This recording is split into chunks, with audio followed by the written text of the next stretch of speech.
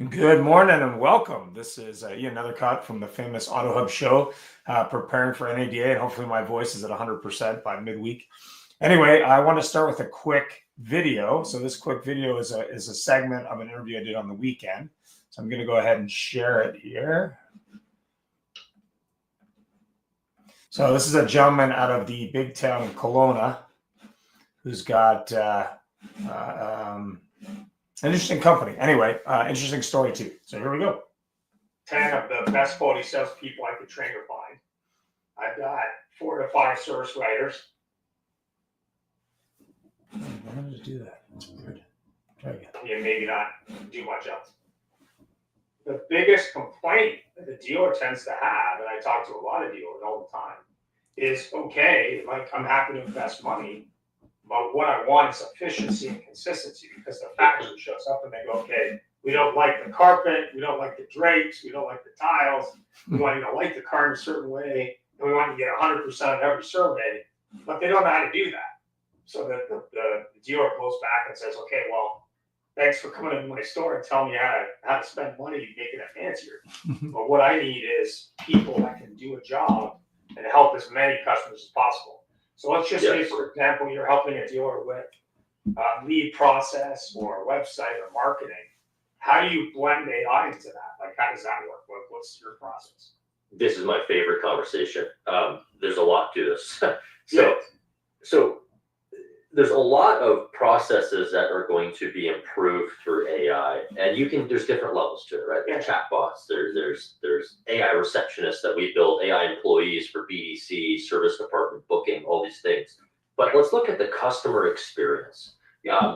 When we started building these AI employees into dealerships and testing them, dealers were a little skeptical. They're like, hey, this is the future, but let's try it, right? Let's work on it. The number one question that our team and the dealer had is, how is the customer going to react to it? And if we look at the data of almost every single dealership, 30% of the calls don't get picked up. About 30 to 40% of the people that get put on hold hang up the phone and they call elsewhere. They never call back. Right? So just that alone, if you do pick up the phone call, it's usually a bad experience for the customer. If we can collect 100% of customer information, and we designed a perfect AI employee, that will basically write down every detail about the call, the caller, their contact info, analyze the call, put it into your CRM, book that appointment, give you analytics based on that caller that dealers have never had before. You help the customer have a better experience online. Now let's look at in person. When somebody walks into the service department or on the sales floor and they go to the receptionist, what's that customer's usual first experience? It's usually the receptionist is on the phone and waves hello, puts their finger up 1 second, talks to the customer. Oh, shoot, now another call's coming in. I'm going to put this customer on hold. All these different areas of friction create bad experiences, not only for your team, but your customers in person and online. So that's a segment of the interview. I'm going to be releasing it later this week. Pretty interesting. A gentleman has a company, helps car dealers with marketing and AI, specifically around customer experience. So pretty topical, I thought, for the show. Anyway, here we go.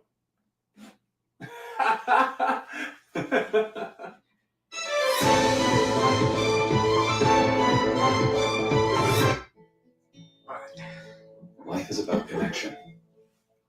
Having a support system to lean on. And roads to endless possibility.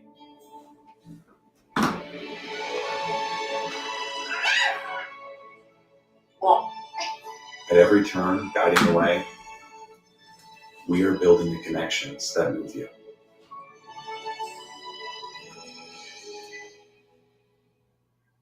One of the really nice things about Larry, one of the reasons that we brought him to our dealership, is he's so very much aligned with our core values, so with our brand, which is thoughtful and professional service. And because that alignment really worked out well, because he was so committed to the success of others, we really knew that he was the right person to spend time with our sales team, with our managers and each sales consultant. And we're just really thrilled to have a partnership with him. And so we thank him. How do you adventure? Is it fast? Is it free? Is it clear? Is it rugged? Is it remote? For your next adventure, trust MotorClose for buying, selling, trading, and protecting all of your motorized assets. Powered by Disclose Dealership Management Dashboard, your all-in-one DMS, CRM, menu, lead gen, inventory, staff, client, and deal management solution. Disclose DMD, like a DMS, only better. Mention promo code AutoHub2025 to get special pricing, including waive setup costs, no contract, and your first month's free. Car dealers often underestimate the power of social media. Are you wondering why my face is plastered in your newsfeed? Are you a GM, dealer principal, or a manager at a car dealership wondering why you see me all the time on Facebook, Instagram, LinkedIn, TikTok, and all over social media? Well, that didn't happen by chance.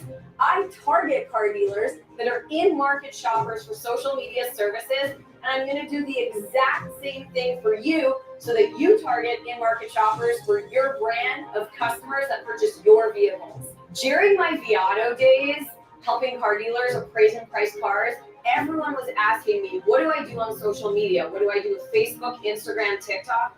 And this was back in 2016. So here we are 10 years later. I started a company, became an entrepreneur, and now I help car dealers. They either outsource their social media needs to us, or we have a training and education center where we can teach all of your employees how to do social media in-house. 90% of consumers actually follow a business on Instagram. The average adult sits on TikTok for 2 hours a day in the rabbit hole. To learn more information about it or to get a demo from one of my sales associates, click the link below. We would absolutely love to help you. All righty, here we go. So I actually was watching a really interesting thing about TikTok yesterday. The numbers in the U.S. market, I think, are 170 million U.S. adults are users. But I also hear that they're going to be unplugging it shortly. So it'll be interesting to see what happens when you look at 3 hours more time that your average American TikTok user gets back in their day. So I thought that was kind of interesting. Anyway, I was reading some articles also this morning on tariff impacts because we have the U.S. presidential inauguration today. So it's kind of funny. That's a weird random stat from French fries to pick a random food item. McCain Foods provides 1 out of every 4 French fry sold in the U.S. market. So I thought that was really interesting, just a random stat. Anyway, good morning and welcome. I believe Larry's on the phone as well, so he's not on camera yet, but I'm sure he will be. So, Troy, you've been to NADA, I don't know, what, a few times? Yeah, I think this is number 6. First one in New Orleans. So I think the last time I was in New Orleans was the last time I missed an NADA. So it's been 6 or 7 years. So what's your expectation for this year versus, say, Dallas a couple of years ago? Or Las Vegas last year, which we all know and love Las Vegas every second year. Well, I would say this for NADA, and this is, it's interesting because back, if we go back 5 or 6 years, that was when the weather changed a little bit and it became less about the physical goods at NADA and more about software. Right. And now it's almost all about software, but the last couple of years was pandemic issues, right? And it's like, how can companies that are these little startups or large companies like ours coming up with a product to help people do things more virtually or what have you, because the way that people want to do business changed. Well, now we're post-pandemic, inventory levels are back to normal. Interest rates are going to start coming down in the US and Canada. We have political changes in both countries. I think what I noticed last year at NADA was an overwhelming sense of optimism from dealers, more so than I've ever seen. Dealers were happy. They were in a great mood. A lot of the general sessions and education seminars that dealers and their people went to were all around, maximizing the current situation. I think there's going to be a little bit more of that. Like with our company and Brandy's and so many others, there's obviously going to be a very noticeable skew towards an increase in AI companies, related companies. But I hope to see a continued optimism. Yep. I believe that, from a dealer standpoint, the tariffs are interesting because, we supply a lot of vehicles as well as a lot of parts and that sort of thing for car manufacturers all over North America. Yep. I think there'll be a lot of talk about it because it'll be inventory scarcity, but I think it'll be dealers pushing that information up to their OEMs and the OEMs using the lobby and NADA talking about it to the government, and hopefully cooler heads prevail. But at the end of the day, I'm excited. I think it'll be optimistic. I hope it's well attended despite the polar vortex that's coming. I'm excited for it. And I hear avocados are going up in price. So I guess the avocado toast in California is going to be a little bit of a problem or a challenge. I thought that was kind of funny. $20 an order. I was like, yeah, avocado prices go up. So I guess Taco Tuesday is a problem. So I was kind of laughing about that. But I actually have to speak about, I guess it was 6 years ago when I went to my first NADA. And it was funny because I think that was like right after the pandemic. So there was like masks were optional.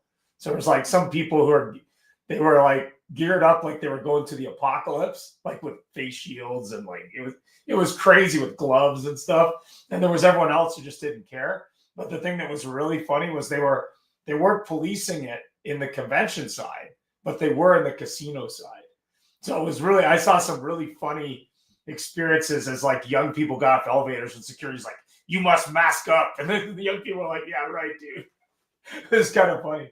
But Larry, you've been to what? Like, I don't know, 10 ADDAs? How many? A ton of them. And by the way, I agree completely with my friend Troy. I think the feeling of optimism is absolutely palpable. I mean, you can just feel it. I know I'm unbelievably pumped up and excited, and I just think it's going to be a great year. Every perception is reality, Ian and Troy. And right now, people perceive things are going to be better.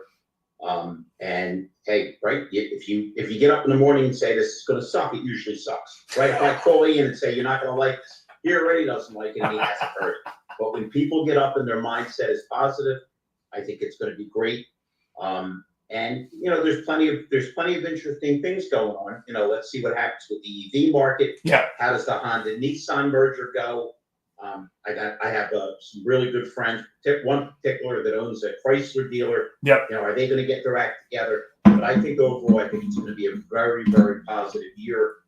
And by the way, I can say this with him on the line. I'm very much looking forward to stopping by the CPK and shaking hands with Troy. Rock and roll. So, Brandy, I understand you've never been to NADA, so No, I guess it's going to be really interesting. I'll share a little bit of experience because my former co-host Jeff Polo, the first time he was there with me, he actually had to do a live show at the show, and he'd never been to the show before. And his big event that he wanted to go see, believe it or not, was Vanilla Ice. And I was like, Vanilla Ice, really, dude? Like, that was your number one choice? Good on you. It was kind of funny. But what was really kind of funny at the time, and not in a good way, but kind of funny, was we're setting up at the booth. I'm not sure what booth we were at, but essentially they'd hired an AV guy to set us up at this booth. And the AV guy was so impressed with the board that I had to broadcast that he spent like 20 minutes talking about the board. I'm like, dude, I just need it to work. Like, I don't really need to explain it to you. Like, let's make this happen, dude. So it was kind of funny, but it is a little overwhelming. Ian, could you say that all again? Because as soon as you said Vanilla Ice, I stopped listening. Whoa, it's funny with Vanilla Ice because Jeff couldn't make it. Jeff did make it because he was too tired from the show. So just to warn you up front, it's about a 40 to 60,000 person show. For people who are listening who haven't been, it's about 80%, I would say, US, dealers, about 20% international. And those international dealers come from all over the world, with the exception of Russia these days for obvious reasons. But back when I started going, the Russians were there at scale, which was kind of interesting because they'd always show up with a film crew and ask all kinds of questions, probably to steal information. I'm not saying they're doing that, but that's what they were doing. But the thing that's interesting is you get to meet people from all over the world in terms of countries. There is a Canadian contingent. What would you say, Troy? Like, how many Canadians show up? Well, I think it depends on location, to be honest. Yeah. You know, Dallas, New Orleans, I mean, it's quite far for people to go. Yeah. So unless you really have, if you really have business you need to go to, or you have OEM meetings you need to attend, a lot of people skip those ones. But Vegas is such an easy draw. It's so easy to fly to that those ones are better attended. I don't even want to put a number on it, but when you say 20% international, I mean, it's probably fair to say half of those are Canadians. Yeah. I mean, you do have lots of people from Mexico and Brazil and other countries. And I've met people from Ireland, from Australia, New Zealand, from different countries. Yeah. But Larry, you've been for a lot of years. What's the strangest country you've met someone there from?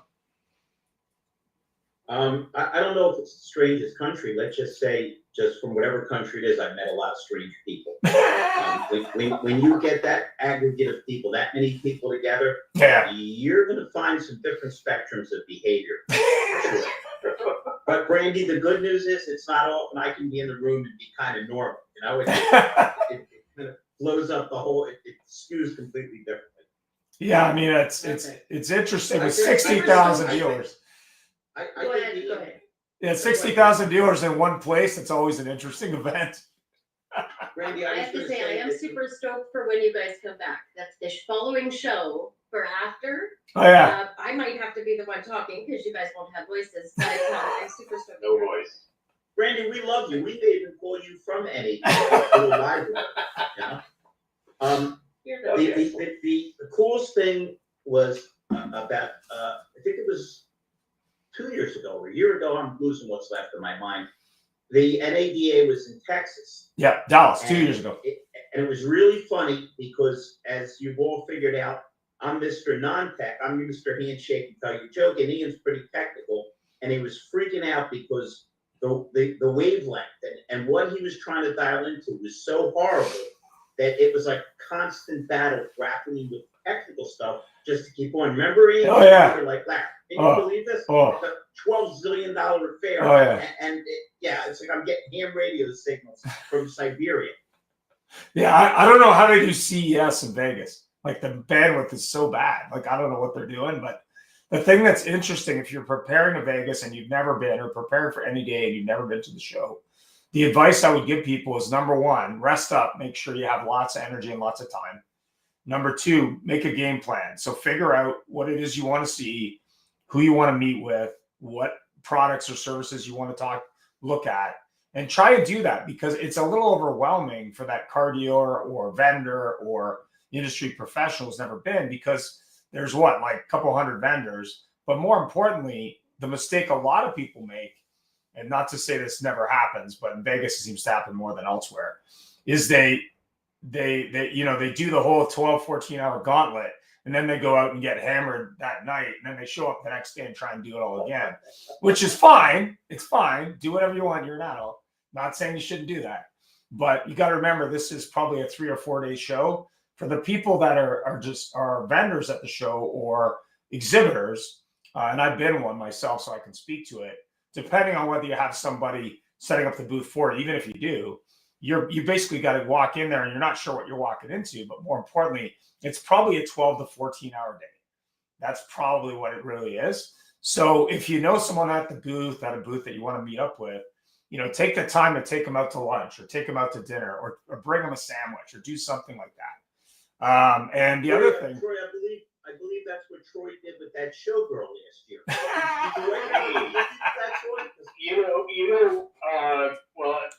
We all have our other families in Vegas, Larry. That's a different thing. But, all jokes aside, Ian, you hit the nail on the head. You have to have a strategy, and there's different kinds of dealers that go to NADA, and you see them all. There's the group where there's 6 or 8 people part of a dealer group or a dealership, and they're walking around like 7-year-olds playing in a soccer game, right? Like, they're all just going from place to place. They're looking for something specific. But seriously, dealers will have meetings around there. So I've known groups that they'll have their strategy meeting, they'll have their OEM meetings, and then they'll go in and they'll strategically hit all the appointments they've got and maybe fill in the blanks with some other stuff. Then there's some dealers that go down for the training sessions, the general sessions. They want to, maybe they're working on something with NATA or their local lobbyist or what have you.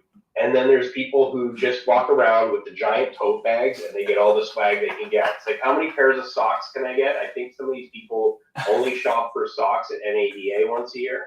And then they hope that they can get some of that stuff. But it's funny because you'll see someone come in and they got 2 bags, they've got a bottle of water, and you can see them coming from a mile away. You got to find the closest stress ball to give them because you're not going to sell them anything.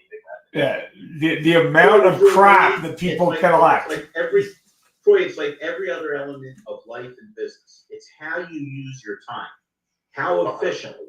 Again, I'm so old school, I creep, but I have a little note that I made up, and I wrote down everybody that I'm trying to meet with, including you, Troy, of course. Brandy, I'm sorry, I won't see you. With the booth number and some rough idea. Now, I may not get to all of them, but for sure, if I don't write it down or have some kind of plan, I'm not. And by the way, Ian was dead on, and the only thing I would add to what he said, and I'm not being facetious, is really comfortable shoes and stay hydrated. Because man, is it a lot of walk. Yeah, women who are slaves to fashion with the high heels. Ooh, that's a tough day. Just bring a backup plan. That's all. Yeah. There's speaking of musicians earlier, I read something that Steven Tyler, when they did their residency in Vegas. Yeah. He said in Rolling Stone that if you have a chance to see a band anywhere in the world, see them in Las Vegas for the residency because they're rested. They're there for 20, 30, 60 days. The sound is set up perfectly. The stage is set up perfectly. The guys don't have to travel. It's the best possible way to do it. And when we go to NADA, and this is even for someone who doesn't have an appointment, but if you want to go see a vendor, any vendor, we're bringing our A game to NADA. It's all of our concept cars are there. Our best demo people are there. Our leadership is there. Everyone's ready to go. It's the best of the best. So if you're looking, you could have a vendor into your store, totally great. But if you really want to have the best all-in-one experience, book time to see those people at NADA because chances are, if they have a question, they can turn around and find an expert, or they can find their CEO, right? And if you want to see what a screen looks like for a demo product, it's like 5 feet this way, it's right this way, and I got the best guy who can show it to you right now. That doesn't happen most often. So if you really don't have a plan at NADA, at the very least, make an effort to see something that you're planning on working on for the next 12 to 18. But man, definitely, like Larry said, get a plan, get some demos or get some appointments booked, and you're gonna have a great experience for sure. By the way, Troy, have you? This is just a little side note with me and my boy Ian Nethercott. Have you ever been to the SEMA show? I have been to the SEMA show, only one time. Super fun, that's for sure. Yeah, that's a lot of show. Brandy, since you've never been to NADA, if you take NADA, SEMA is crazy. Ian and I laughed our butts off as to the excess that they didn't have one tire display; they had 700 tire displays. Thank you. I'm like, that's all I saw. Yeah. I actually had this little shock that. Yeah. It was crazy, but the interesting thing, Brandy, the one we went to, which I think was 2 years ago now, was the biggest exhibited custom vehicle, bar none, at the show were pickup trucks. The biggest. Nothing was closed, but none of the big three were there. No American manufacturer had a booth. Every variation on the thing, Yeah. lifted, cut, changed, merged with other vehicles. Yeah, machine guns in it, lowered to the floor, whatever you want to do. But yeah. And I was shocked that you didn't have one of the big three had a booth. Ironically, the big manufacturer that was there at scale was Toyota, which I thought was kind of interesting. I was like, of all the manufacturers I'd expect. Yours, I guess, right? Yeah, it was interesting. Culture. Yeah. But they're always ahead of the curve. Yeah. While everybody was making themselves insane with EVs, they were leaning into hybrid. Yeah. You can't fault Toyota's vision, So, go ahead. Well, their truck is good looking. You have Wow. to say, their latest Tundra is really good looking. Oh, the Land Cruiser too. So what? I So will say, and one of the things, sorry, before we get off of it, we're talking about interesting displays at NADA. I still remember my very first NADA when I was walking around trying to find a hot dog or something. Because like you said, you try to escape for half an hour to throw something in your face. And I ran by the booth where the company that sells the private jets for dealers. And I thought, well, come on. I mean, every dealer I talk to is pleading poverty. They don't have money for private jets. And then I sort of learned shortly after that a lot of the big groups all have several jets. Oh, absolutely. It's very interesting to me. Oh, absolutely. I mean, the thing that was funny, we did an interview with Hugh Bathcock, or I think it's Bathcock anyway, NAD a couple of years ago before he got sold to Velo. I'll be at the Velo booth 835 for the show. And Jeff asked him a question about private jets. He goes, "Oh, I was at the booth and they had private jets." He goes, "Oh yeah, I have one." He goes, "What jet do you have?" He goes, "Oh, Gulfstream." It's like Jeff was like blown away. I was like laughing at that. The other thing that's big at NADA, if you haven't been, is the parties that go on. Digital Airstrike has one of the largest at the show every year. And I hear CDK has one going on this year. Maybe you can share some details. Well, I can. So we have a party every year. And, we've had some really good ones in the past. I've been fortunate enough. Last year, for example, we had DJ Jazzy Jeff. Oh, okay, he was our DJ, did a whole set. We've had a bunch of really great artists, but this year we've gone in a country direction. Okay. So we're going to have a party country night with Trace Adkins. So if you're not familiar, it's going to be a party. We're not going to take ourselves too seriously, but at our event, which is also really, really large every year, a lot of people go. Our companies, we start it an hour early for our staff. And we do a staff appreciation event before the dealer appreciation event, because it's not just the show, which is also already hard. It's everything leading up to it. We have weeks of training, and our marketing folks are working years in advance. Our demo and tech people are working. So it's an opportunity for us to thank them too. So we're going to have Trace Adkins. So if you're at an ADA, come by the booth and grab a ticket. It's going to be worth it. What's your booth number, Troy? Because I can't wait to shake your hand. You know what? I'm going to find that for you. Give me 2 seconds. I want to say 1201 and 1301, but I might have just directed you to somebody else. Give me 1 second, Larry. Sure. And then Larry, you're going to be doing. Already. Go ahead.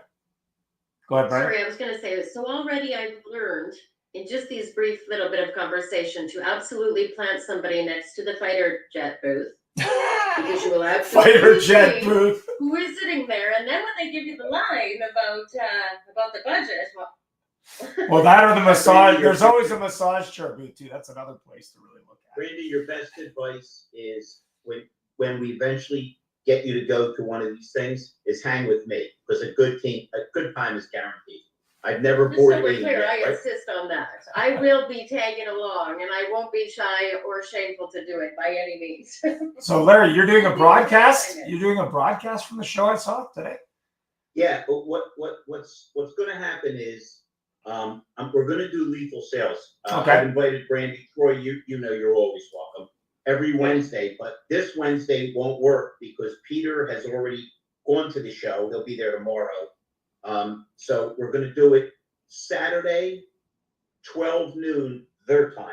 Okay. It's New Orleans time, and obviously, Ian, I'll be hanging with you as much as I can because. Yep. I doubt too many people have more fun than you and I do with Exactly. the ambush interviews and all the other stuff. Yep. We'll be doing lots of interviews. If you can't book one on the Auto Hub show, just come see us at 835, which is Velo. I've got about 40 interviews booked, but I should be able to squeeze you in.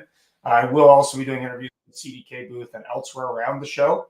And of course, if you want free, and I mean free gear, I have hats and shirts at the show at no cost. While they last, I think I'm bringing 50 of each. So if you are a supporter of the show or a fan of the show and you want one for free, I'm not charging for them, obviously, for obvious reasons. I have 3 colored hats as they last, and shirts are all black.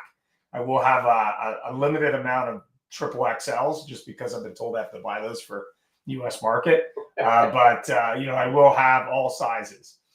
So there won't be a lot of mediums because that's not a popular size. But they will be double-sided, and the hats are unique for this event. So there'll be a new design from a company out of Texas called Branded Bills.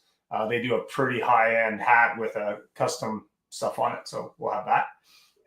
But having been, So I'm curious of one thing. What is the best swag anybody has gotten from NADA? What, like, I love marketing. I The love best anything what? you can brand that is something. the best swag? The best swag, you mean? Yeah. Oh God, I don't know. Swag, but- Go ahead.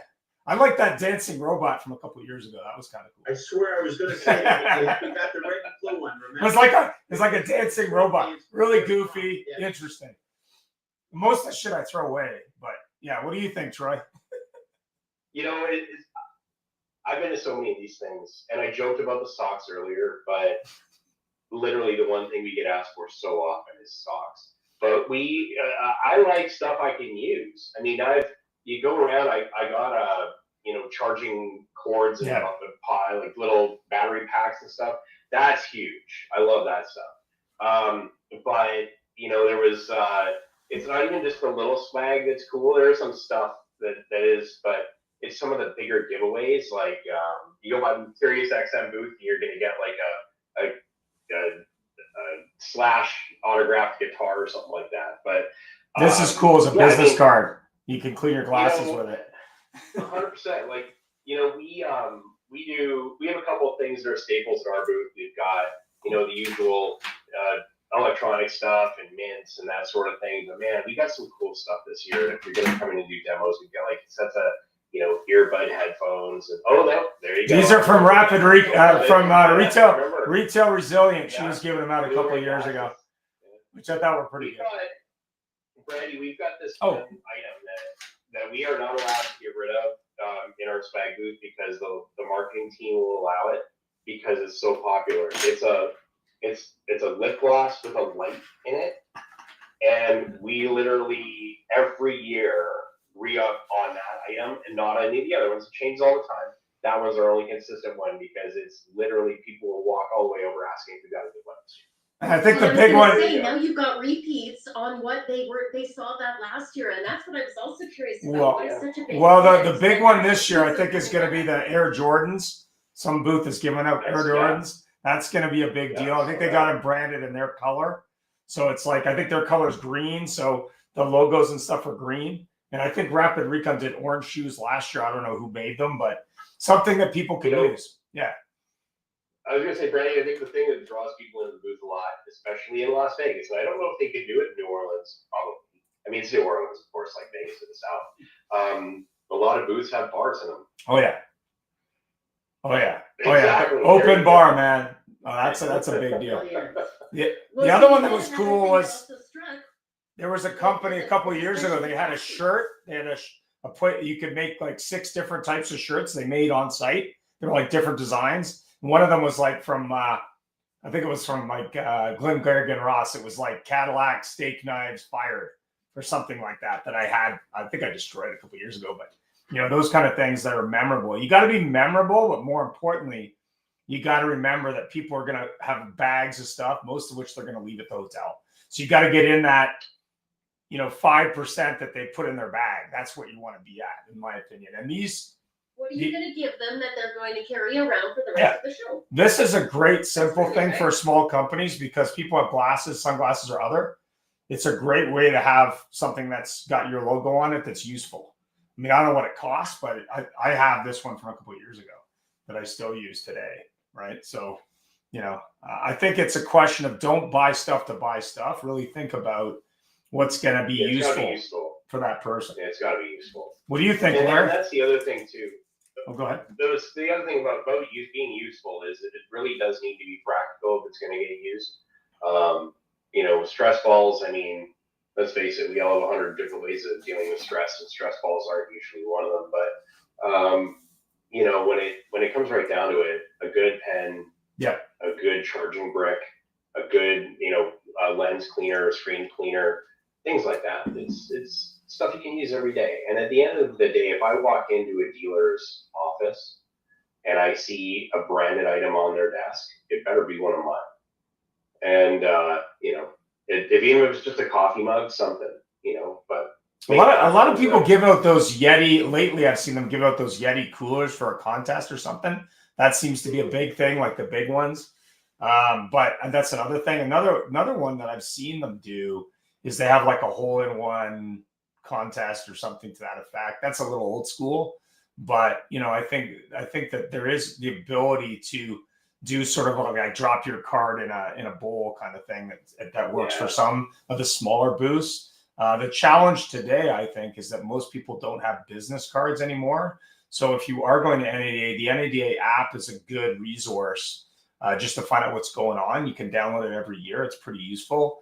The other thing that people don't realize is when you have a badge, some of those badges are given out by a booth, so it may not be their badge. So just be sure to ask that person, who they actually work for, because in some cases they're comped a ticket, for example, right? Yeah. So that's another thing.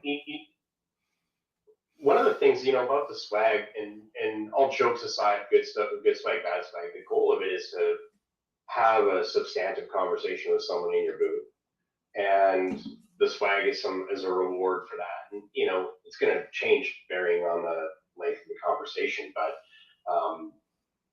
one of the things that I look forward to most in NADA is you stand around for about the first half hour while everyone figures it out. Yeah. Everyone's just sort of getting into their place. The show's open. It's a little louder, but it's still trying to figure it out. And then at around 11 o'clock, it's chaos right until the show closes. Saturday it starts a little earlier, but just that rush where 4 hours blinks by and you didn't even notice it's so much fun. It's my favorite part. Larry, what do you think on the swag? Do you keep anything you get from the show? Yeah, I think Troy hit it right on the head with the charging stuff, because everybody's on their phone, they're calling their stores, they're calling other people, they're trying to locate a little charging block or port is always great. You and me laughed our butts off. I still have the robot, little dancing robot. You know what else comes in handy? Since you've been wearing glasses longer than I have, but my vision is not what it was. I like the people that give out glasses. Again, just stuff that is going to have some kind of use or purpose. Hey, Troy, 20 years ago, what we did, we gave you a pen because everybody used a pen, and it had the name of the company, or a refrigerator magnet or something like that. Anything that's functional, anything that can make you smile, but it also dials back into, what I always talk about, which is people. If you get a booth where the people are actually friendly and make eye contact, it can make all the difference. Because unfortunately, some of the people, just like you would expect, it's almost by rote. Hey, can I scan your badge? How are you? But if you can be a little warm and have something that's kind of cool, or a cold drink, or a piece of candy, or something, it's like everything else. People are going to be drawn to what piques their interest. If they're looking for AI, if they're looking for something in the shop, and if you can tie that in with something that might be useful and functional, or might be fun, and you can get them to smile, I think you're halfway home. I mean, let's face it. More now than ever in our society, being able to socialize, being able to make it where it's not just, okay, here's this and here's that. What do you want to do? If we can make it friendly, and I think it adds on to everything. But having said that, I'll look for another red robot. We'll send it to Brandy, and I'm always looking for a charging bar. So I think we're all aligned here. Well, the other thing I'm going to this year, which is a first for me, a good buddy of mine, Mark Rikus, recommended, is the night before the show opens, there's an opening reception. It does cost a few $100 for a ticket, but from what I understand, it's a lot of value because a lot of the dealers do show up to that because it's more of an informal sort of meet and greet. I haven't been to a keynote, so I'm not sure on the keynote side. I know last year in Vegas, they had it at the new Dome or whatever it was. The other thing that I think would be a very good thing for NADA to do for the vendors is give them the opportunity to attend the breakout sessions. Because I always thought that was kind of interesting that you kind of had to buy a different pass, but more importantly, like, unless you're a dealer, you're like banned from these sessions, which I thought was really interesting. Like, I think they're missing an opportunity there to not only generate revenue, but to have more people in those meetings. I actually have been trying for multiple years to get a press pass. This year I didn't even get any response, which was kind of funny. But That's another thing that was funny. It was easier for me to get a press pass at SEMA than at NADA, and SEMA has a much tougher process. So it was kind of interesting. So that's my only feedback there. The other thing, which I think is interesting, will be interesting this year versus last year. You're doing about 30,000 steps at Vegas, and the problem with Vegas is there's 2 convention halls, so you spend a lot of time walking back and forth. I'm not sure in New Orleans what the convention setup's like, but the other takeaway, having been a vendor and actually having booths, is if you're not a large vendor, you might want to think about having 2 smaller booths. That way you're capturing people that may only see part of the show because there's so much. Do you have any sense of the amount of booths, Troy, at the show? I don't. And when I saw the map, I only get to see the map of the building that we've got stuff in. And I think they're splitting out. There's the heavy truck building is going to be in a different building. Right. So that's always a different setup. So it's really hard to say, and I don't have those numbers. I do, however, have a couple numbers for Larry. 1301 and 1501. That's hold on. Give that to me again, my buddy, because you will definitely see my go one more time. 1301 and 1501. So if you're going to NADA, hard to miss. We got like 2-story booth. Pretty easy. 1301, 1501. Yep. Yeah, let me give the tip to you, Troy, because you're my guy. Trace Adkins happens to be terrific, no question. But if you get a chance with all your responsibilities and people, sneak out at one point and try to get the preservation ball. It'll blow your mind. It's a bunch of older jazz guys. It is awe-inspiring. I've been to New Orleans multiple times. It never stops me from have my jaw drop open. And I'm a musician. The way these guys play in their field, it's scary. Yeah, the other thing you want to be aware of, especially if you're going to a town where there's going to be a lot of people there, is if you're planning on going out to dinner with anybody, you want to be making your reservations early and have multiple reservations as an expert tip I think Tim Hayden told me to do, or somebody else, because it's entirely possible all the restaurants will be booked. So bear in mind that there's a limited amount of options. And actually, if you're looking for options in New Orleans and you haven't been, I did reach out to the convention center and they actually provided me a list of restaurants. So if anyone's looking for a list, that was kind of interesting. I was expecting 5 restaurants, but she sent me a massive amount of list. And since it's a tourist place, there is a lot of great food in New Orleans, but there's also a lot of older restaurants, but there's food for every price point. So don't think that you have to spend, like in Vegas, $200 for a steak. You don't. Our notes, ARNAUDS. Yeah. I haven't been to New Orleans for a while. Every time I used to go to there. Food's terrific. The atmosphere is terrific. So what's the best food to go to in that town? Like, what do you think? You haven't been there a lot. The best type of food. Like, what do you go towards? Well, you've been around me enough to know I'm the world's most boring eater. I'm like the opposite of Anthony Bourdain. Oh, okay. So anybody else would be smart enough to eat the beignets and all the weird stuff that they do that's their delicacies. I'm just as boring as I am at every other place. I'm going to look for a steak or a hamburger. I'm not the guy you want to dine with, Troy or Brandy, if you're looking for exotic eating. Exactly. Yeah. My culinary, my cuisine is very limited. Yeah, I mean, I was there 30 years ago when I was in the hot sauce business. I went there on the way back from the Fiery Food Festival, which was kind of interesting just because it is a Cajun/Spanish place. And there's restaurants that have been there since the 1750s, I think. This was pre-tsunami or wherever that was, which was unfortunate. But there are a lot of older restaurants. But the po' boy sandwich was created in New Orleans, and that was created as a low-cost food item. But because there's Cajun, there's Acadian food, there's Spanish-inspired. But the thing that's really interesting, and was probably the most interesting thing for me when I was there last time, was it's one of the few cities I've ever been to where there was an entertainment tax at some of the bar nightclubs. So when there's a live band, they charge you a tax for the entertainment, which I thought was kind of interesting. But the other thing you need to be aware of, having gone to New Orleans myself, is just be cautious because there are some people that are on the grift in that town. So just be aware of that. It's very similar to Vegas in some ways, but the architecture and history is quite staggering. So if you are actually in the town for more than a couple of days, you may want to check out some of the stuff going on in the town. And Larry's 100% right. Some of the best probably blues, Cajun, Acadian music is from that area. So there's some amazing musicians. Talk about the town that gave us Louis Armstrong. Yeah. You can't go wrong. And as far as people being on the grip, the difference between New Orleans is the police are on the grip. Well, I hear they had some challenges with barricades. That's what I heard. They had them somewhere. They just weren't sure where they were, or something like that. Yeah, they had a little bit of challenges there. You know, you're right, Ian. Like when you get out of the show, take your badge off. We are all going to be wearing logo crap anyway, so it's going to know us from 100 miles away. But let's not make it too super easy. But I'm excited for the food and the music. I think, you know, at least we've got our big party on Saturday, but for us, Friday and Sunday are going to be walk the town, listen to some good music, maybe have some, you know, jambalaya or etouffee or something like that, because you have to when you're there one time. And the rest of the time, just enjoy it and take it in. I think that's one thing that, you know, these cities host these conventions because they've got the capacity to do so, and it brings in good money. But their ultimate goal is to make you fall in love with the place and come back. So I'm hopeful for a really good time, and it'll be excellent. But let's not bury the lead here.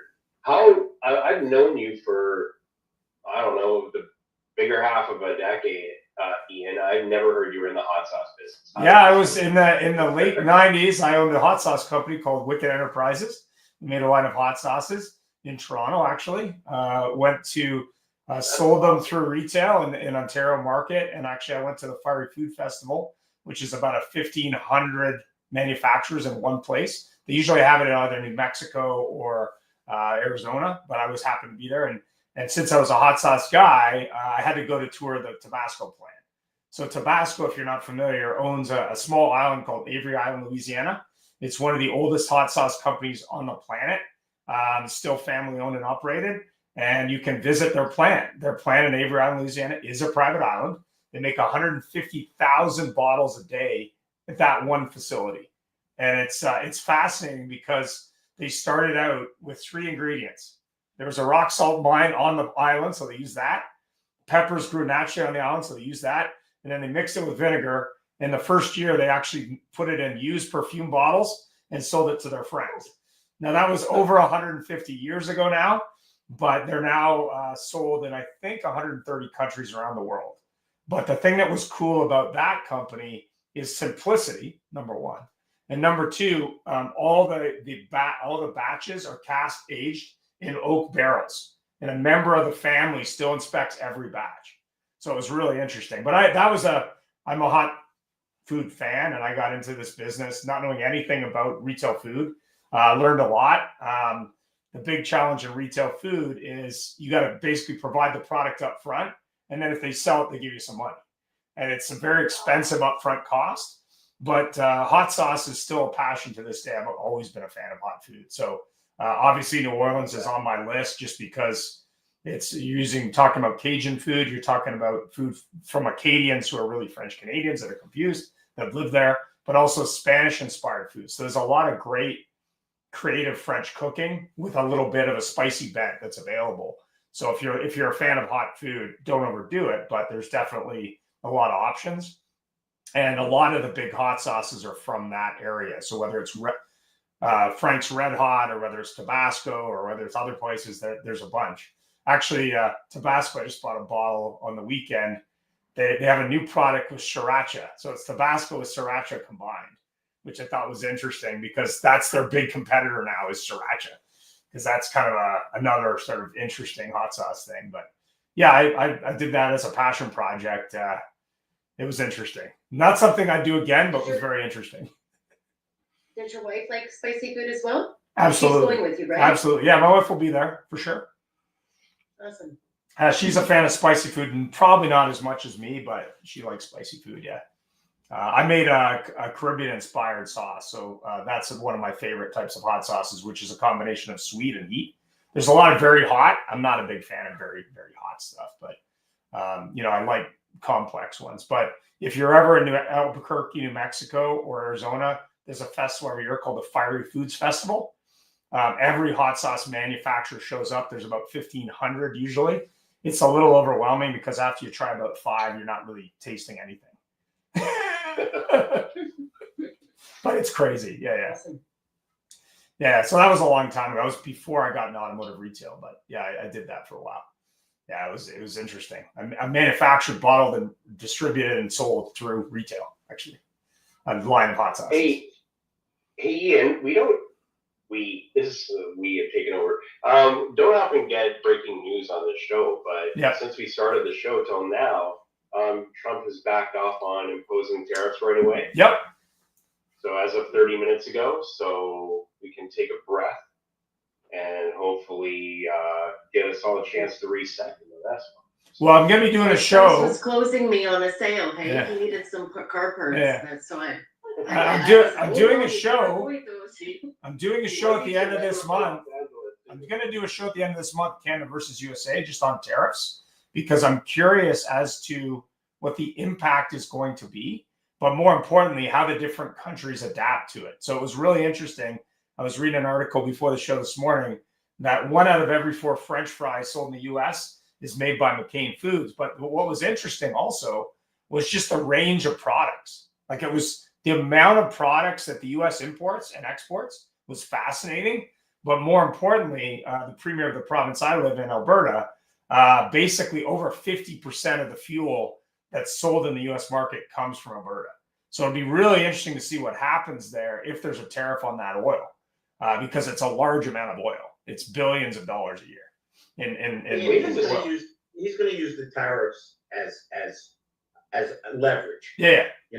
Because a lot of the Europeans have tariffed us to death. Yeah. And his threat of tariffs is what set up the Remain in Mexico policy. Yeah. So effective. He's not only is he a businessman, he's surrounded himself with some very astute economists. Oh, 100%. And they're smart enough to understand that anything that'll slow an economy that was so bludgeoned by interest rates, lack of energy. Yeah. Trust me, he wants to do the right thing and he wants to look good. And he wants his policies to work. And we know for a fact he's only got 4 years because he already had a term.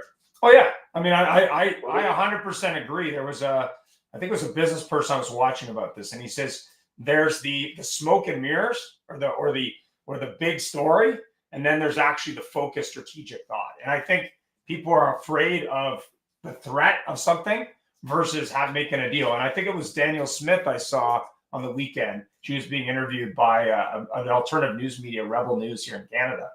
And she said, listen, we've retained relationships with the U.S. for a long time. We have a representative in Washington that's a representative of the Alberta government.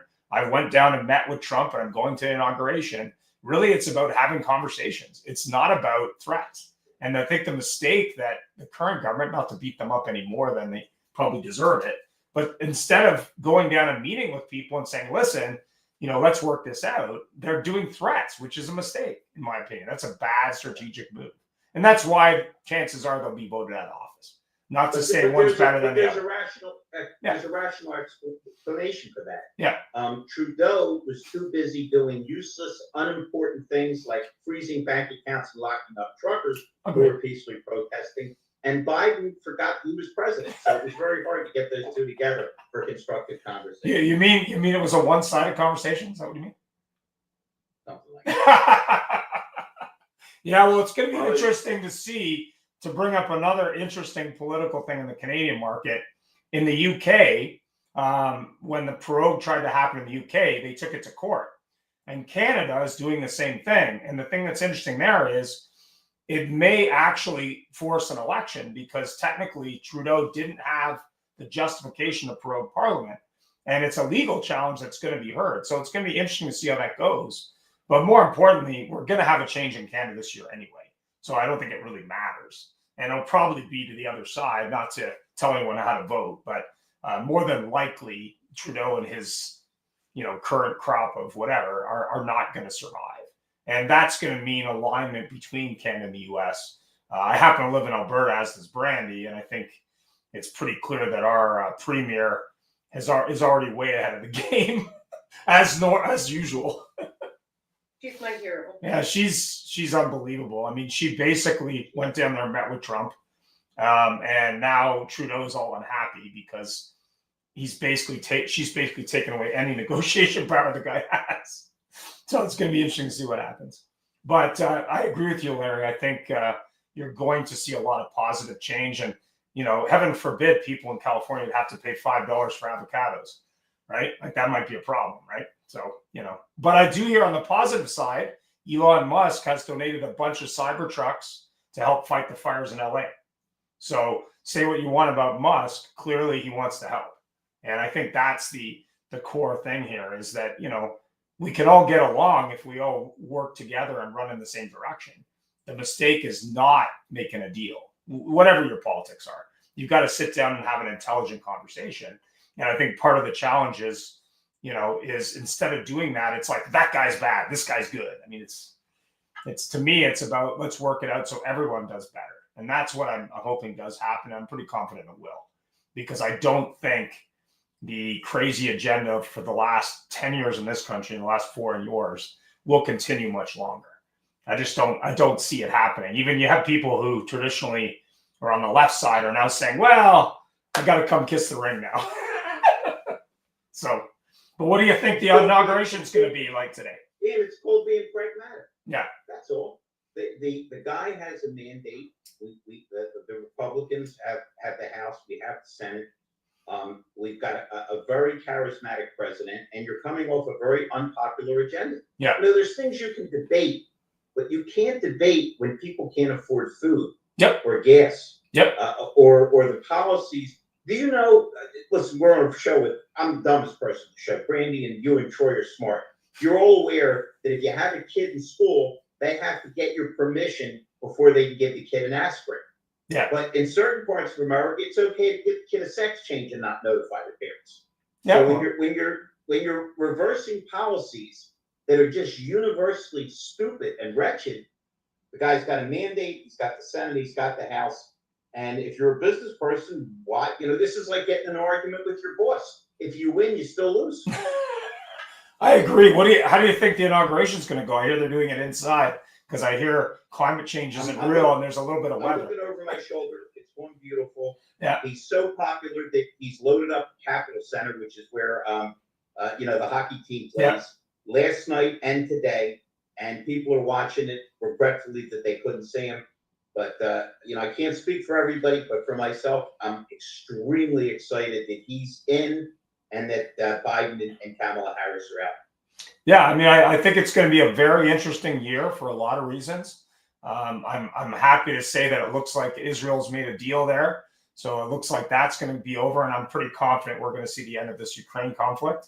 And hopefully we'll get back to the new normal, which will be let's get cranking back on 8 cylinders. And the thing that's funny that Troy brought up earlier was over the last number of years of NADA, you kind of get a pulse of the market because you talk to a bunch of dealers all in the same place. And what I've seen over the last, say, 5 or 6 years is it goes up and it goes down, it goes up and it goes down. And what dealers went from being panicked to think they had it all figured out to then needing help. So what do you think the flavor this year is going to be? I mean, what do you think? Like, what do you think people are positive? People excited. All right. And what do you think, Troy? I mean, do you think there's going to be more sales than last year? Do you think there's going to be more interest than last year? More questions? I mean, what do you think? I think it's going to be a lot of positivity, but like Larry said, it's all going to be all about the attitude and the mood and how everyone's going into it. Yeah. There's always going to be questions about oversupply, undersupply, interest rates, things of that nature, and we know how a 0.5 point percentage can swing the market for a good period of time. But if these tariffs are on pause and the interest rates are coming down, I think we're going to have a real good show. It's going to be very positive. And it's New Orleans. Everyone's there to party, right? 100%. It is a town of endless drinking, it seems. Brent of my brothers was going to university, I think at Tulane. Tulane University, I think, is the big one there. And I thought it was a good idea to drink 24 hours a day for a couple of days. And then he got arrested for doing something pretty dumb. But yeah, I mean, control yourself, have a good time, but be safe. Fly safe. For people that are in the Florida panhandle, there's going to be some extreme weather. So if you're flying, just be more patient than normal. You've also seen extreme weather, I hear, in Larry's neck of the woods. And the reason is, I don't know, maybe climate change isn't real, no idea. But it seems like it's been a very cold weather year this year, not just in where I live, but also in Florida. And I know people go to Florida to escape the cold weather, so that's kind of got me smiling a little bit, but Ian, not in a good way. It's strictly a matter of being open-minded Yep. and paying a little attention. In the history, if you go backward, and I'm not talking about the ice age. Yeah. We've always had climate swings. We've always had periods of Yeah. heat, of cold. The only reason you see that people can blame things now on climate change is we've infringed upon where nature is. Yeah. And we've put more people in. This thing with California, this horrible tragedy. Yeah. If you had people that were responsibly running government, they would have done deforestation. They would have had the burns they use, and maybe they would have made sure there was water in the giant 1.5 million reservoir tank. You think? But you go look back in history. There's always been periods in climate changes and shifts. And the final nail in that coffin is it doesn't really matter what we or our neighbors to the north do, because as long as China and India continue to pollute, it doesn't matter what we do. Well, yeah. I mean, I think it's very unfortunate in California. My younger brother lives in LA, so I've been talking to him on a regular basis. It's very unfortunate because a lot of people lost their homes.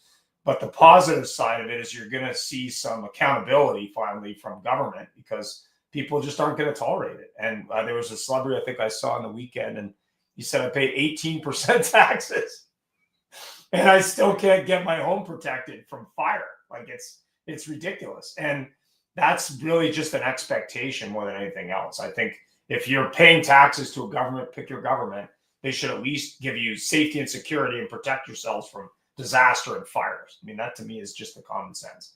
But I'm hoping New Orleans is a great event. I'm looking forward to seeing everyone there. Brandy, I'm sure we'll see you next year. You've been to SEMA, so it's smaller than SEMA. SEMA gets about 250,000 people. NADA gets somewhere between 40 and 60,000 people. We will be doing a lot of interviews at the show, but I won't have time to edit them there. So if you're not going to NADA, you will be able to watch those interviews probably a couple days after I get back. And then I do have 2 interviews that are going up later this week from my new interview show that started last year, so it's 2nd season. And if you are in the fixed top sides of the house and you want to get on our new fixed top show, the first show will be in February. So stay tuned for more detail on that. That's going to be a live weekly show like this show on Friday afternoons.